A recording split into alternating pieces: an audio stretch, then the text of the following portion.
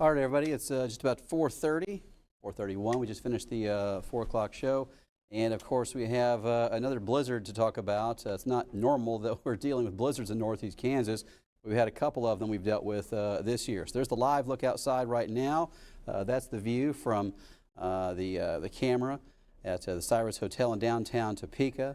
It is still just rain in the capital city so far, but we're expecting to see snow, heavy snow, and powerful winds moving in later on tonight. So this is what we're seeing.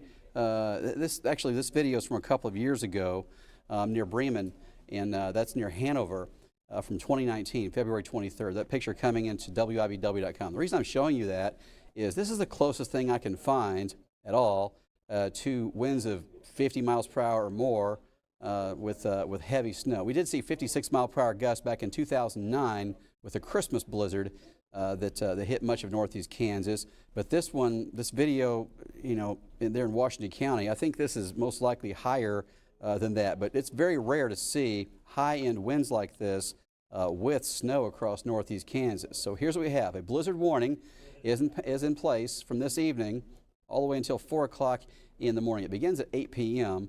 So if you've got stuff you're doing right now out and about, just to try to get those things wrapped up before the snow starts moving in. About 1 to 3 inches of snow accumulation is likely. Now, farther to the south, areas like Osage City, Council Grove, you're looking at 1 or 2 inches of accumulation, while Clay Center, Concordia also could be there on the 1 to 2 inches of snow accumulation. That's a possibility in areas like Clay Center, Abilene as well. Just a little more snow to the east in the blizzard warning. We all see the extreme winds gusting as high as 50 to 70 miles per hour. Here's the latest view of this.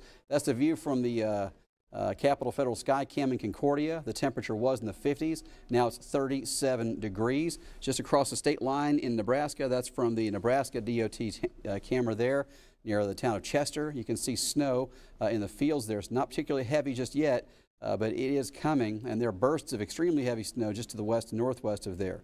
So in Concordia, the winds are currently gusting 41 miles per hour, Hebron at 37 miles per hour. What you're seeing right there is something that's extremely rare in this part of the nation, a snow squall warning.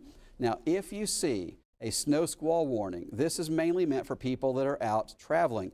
If you're on a highway, the instructions for this are very specifically, get off the highway at the next possible opportunity and take back roads if you can, or just stop for a little while if you can. What will happen in these, you'll go from visibility that's fine to visibility close to 0, and this is what can lead to pileups on the interstates and major highways. That is specifically why the snow squall warning was introduced. So if you see snow squall warning and you're in the home, you can look outside and go, wow, that's not a problem. The problem with snow squall warnings is if you get that alert on your phone, it's going to come through just like a tornado warning, those WEA warnings that screech.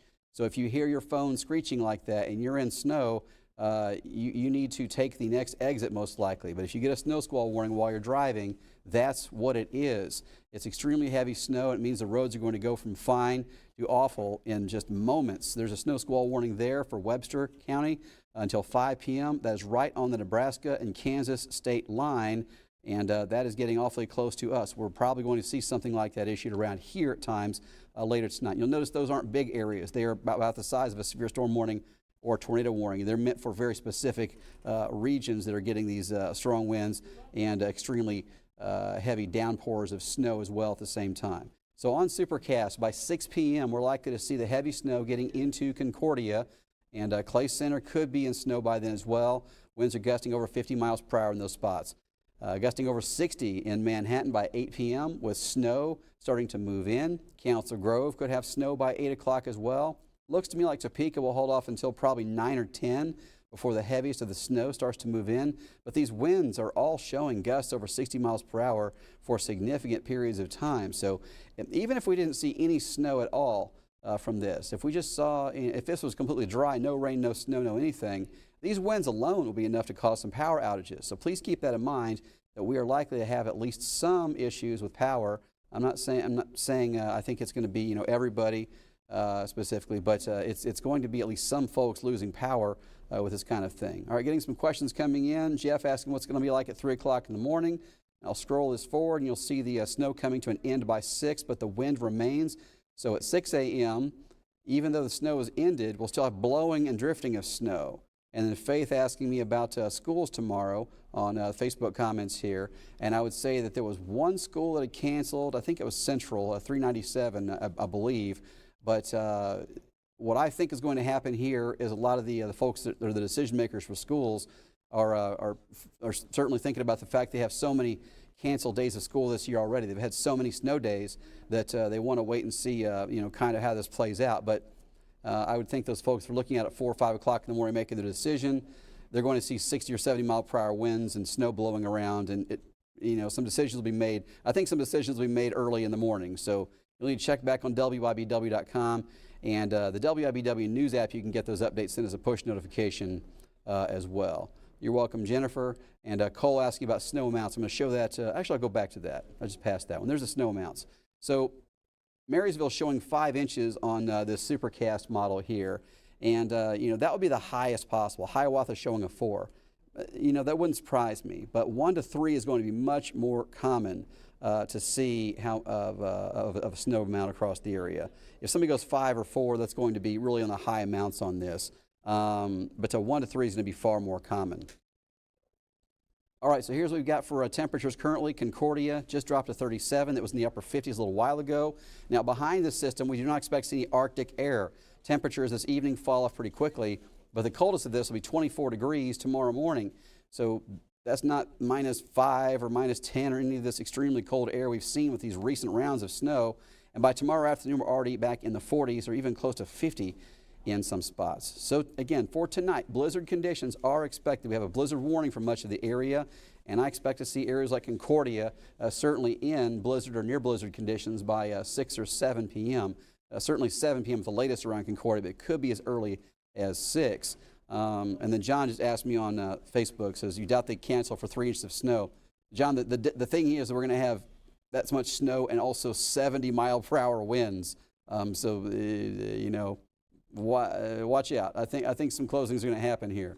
Tomorrow, the snow ends before the sun comes up, but we'll still see blowing and drifting snow through lunchtime. Winds gusting 55 miles per hour through about noon. In the afternoon, the winds start to relax to 25 or 30 miles per hour, and we'll see partly cloudy conditions. By the afternoon tomorrow, we'll probably be able to get around just fine in most spots, but in the morning, with the wind still gusting as high as 55, 60 miles per hour through the late morning hours, we'll still see blowing and drifting of snow, and again, very difficult to see and to get around and that kind of stuff when the wind is that strong. So it doesn't take a bunch of snow. If you add the wind into this, if you have these winds that are gusting, as high as 50 to 70 miles per hour, then that's going to make this thing much worse to deal with. So let's go back to these graphics one more time here. Again, snow with winds this strong in this area is rare. If you think back to the 2009 Christmas blizzard, which a lot of us certainly will never forget that thing, the highest wind gust I found from that storm was 56 miles per hour. And I'm telling you that gusts could be 70 miles per hour with this in a lot of areas.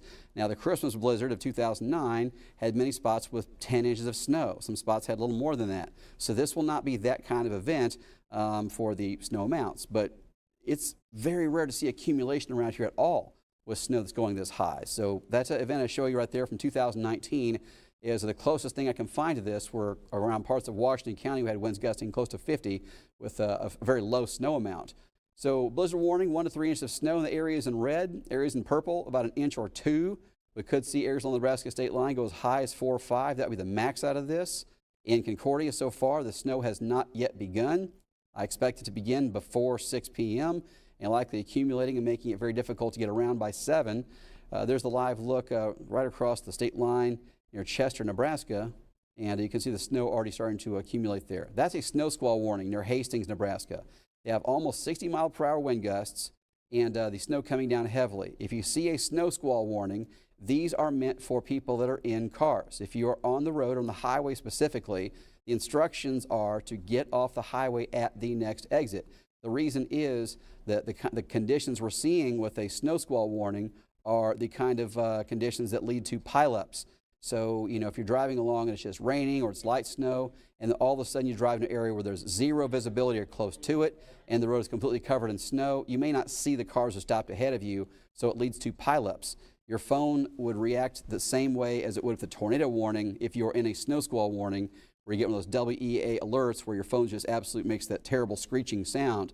So if you're driving this evening and you hear your phone make that screeching sound, if you're on a highway, I would take the next exit and figure out what's up, but most likely it means that you need to get off the highway and at least wait a few minutes before you continue to travel, because the snow squall warning is made for people on highways, and it is specifically designed to keep pileups from happening. If you're in your house and you see a snow squall warning issued, just grab your phone and start taking video out the window and send it to us on WIBW.com. It's not going to come in the house and get you, but if you're on the highway, that is extremely dangerous. All right, so on Supercast, we're seeing the snow coming into Concordia by 6. Manhattan, Council Grove certainly by 8. Marysville probably a little sooner than that. Topeka gets the heavier snow by 9 or 10 p.m., and the winds are going to gust 60 to 70 miles per hour for many of us later on tonight. The snow comes to an end before sunrise, but because of the strong winds, we will see snow blowing around and drifting through maybe 10 a.m. or noon tomorrow. The snow amounts, about 1 inch to 3, should be common. A few spots showing up as high as 4 or 5 from Holton to Marysville. That should not be common. And temperatures now are starting to fall around Concordia, Marysville already in the 30s, with spots around Topeka still in the 50s. The Arctic air is not going to come with this system. We have seen several rounds of extremely cold air this season, of course. This won't be one of these. This is a powerful windstorm with a lot of snow in a short period of time, but it will not bring the sub-zero wind chills we've seen so many times this year. We will see the temperature already above 40 by tomorrow afternoon. So again, blizzard conditions are likely tonight. We'll see some closings, cancellations for tomorrow. We already have some things that are closing tonight. But check back on WIBW.com and the WIBW News app. You can get those closings sent to you as a push notification. I really think that since we have so many snow days for school this year, there'll be some decisions that are made late. So tomorrow morning, you may need to check with us on 13 News this morning, get us updates as well.